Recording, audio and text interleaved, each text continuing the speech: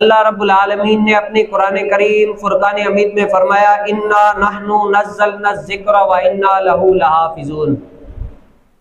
यानी अल्लाह तबारक व तआला ने इस कुरान के बारे में फरमाया कि इस कुरान का मुहाफिज कौन है? रब ताला खुद मुहाफिज है।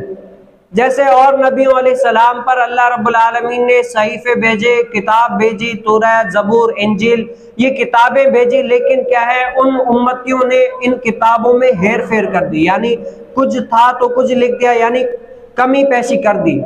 लेकिन इस कुरान के बारे में मेरे रब्बे करीम ने फरमाया, इन्ना नहनु नज़्ज़लना ज़िक्र व इन्ना लहू लहाफ़िज़ून।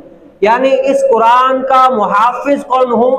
इस कुरान का मुहाफिज मैं रब ताला हूँ। कोई चाहकर भी इस कुरान में जबर की भी हेर फेर नहीं कर सकता, यानी इस कुरान को कोई भी बदल नहीं सकता, क्योंकि इसका जिम्मा किसने लिया है? रब करीम ने लिया हुआ है। मामून रशीद के दौर में एक बहुत बड़ा यहूदी, जो अदीबाना गुफ्तगू मजलिस हुई मामून रशीद की, तो उसने क्या किया? अदीबानी गुफ्तगू, बड़ी खूबसूरत तरीके से अदीबाना गुफ्तगू की। तो मामून रशीद ने उस यहूदी को कहा कि आप क्या करें, दीन इस्लाम कबूल कर ले, इस्लाम में दाखिल हो जाए। तो उसने क्या किया? इनकार कर दिया कि मैं इस्लाम में दाखिल नहीं होगा। तो वो क्या हुआ, जब मजलिस खत्म हो गई तो मामून रशीद की मजलिस से निकल कर चला गया। जब चला गया, साल के बाद वो फिर वही यहूदी आया, तो उसने बड़े फिक के मौजू पर बड़ी बेहतरीन गुफ्तगू की, लेकिन उस टाइम पर वो यहूदी नहीं था बल्कि मुसलमान था। क्या था? उस टाइम पर वो यहूदी नहीं बल्कि क्या था? मुसलमान था। तो मामून रशीद ने वजह पूछी, मैंने तो तुम्हें इस्लाम कबूल करने की दावत दी थी कि तुम इस्लाम कबूल करो, इस्लाम में आ जाओ और हुजूर कायनात सल्लल्लाहु ताला अलैहि वसल्लम के शरीयत में आ जाओ, दीन में आ जाओ। तुमने इनकार किया, फिर ये आखिर इस्लाम में आने की वजह क्या थी, माजरा क्या था? तो उसने कहा, दरअसल जब तुमने मुझे दावत दी तो मैं यहाँ से निकला तो मेरे ज़हन में आया कि मैं जो मजहब है, मजहब का इम्तिहान क्यों न ले लूं। तो मैंने क्या किया, तो मैंने तौरात के 3 नुस्खे लिखे। कितने नुस्खे? 3 नुस्खे लिखे, और उसमें अपनी तरफ से उस तौरात में कमी पेशी कर दी। यानी लिखा तौरात में कुछ था तो मैंने उसमें कुछ लिख दिया, यानी कमी पेशी कर दी। तो मैंने वो जाकर यहूदियों को दी, तो यहूदियों ने क्या किया? वो तीनों नुस्खों मेरे से खरीद लिए।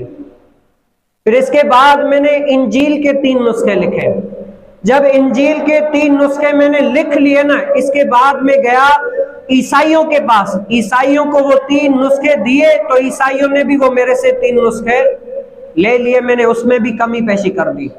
लेकिन इसके बाद में आया तो मैंने कुरान करीम फुरकान हमीद के 3 नुस्खे लिखे। जब कुरान करीम फुरकान हमीद के 3 नुस्खे लिख लिए तो मैं मुसलमानों के पास गया, मैंने कहा ये मैंने कुरान के 3 नुस्खे लिखे हैं, तो तुम मुझसे क्या करो, खरीद लो। उसमें भी मैंने कमी पेशी कर दी। तो मुसलमानों ने ऐसा किया कि पहले कुरान के वो 3 नुस्खे लेकर पूरे पढ़े। क्या किए? पूरे वो 3 नुस्खे पढ़े। देखा कि इसने जो कमी पेशी की थी उसको बताया कि हमारे कुरान में जो तुमने यहाँ पर ये गलतियां की है, ये जो कमी पेशी की है, हमारे कुरान में जबर का भी फर्क नहीं हो सकता। क्या है? जबर जेर का भी फर्क नहीं हो सकता। जो इसको जानकर करे वो बंदा काफिर हो जाता है। ये हमारे नुस्खे किसी काम के नहीं है, ये नुस्खे अपने पास रखो।